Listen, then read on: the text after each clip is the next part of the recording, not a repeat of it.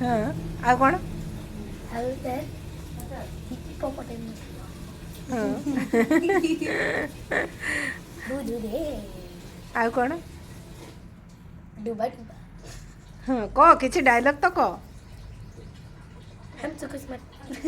हाँ तुम कुछ बोलो हाँ कह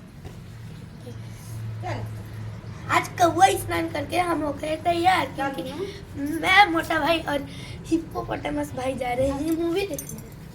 अच्छा आ तोरा यम पॉसिबल बोले तो यम पॉसिबल हाँ बोला था तू अरे बराबर पूरी बिल्लू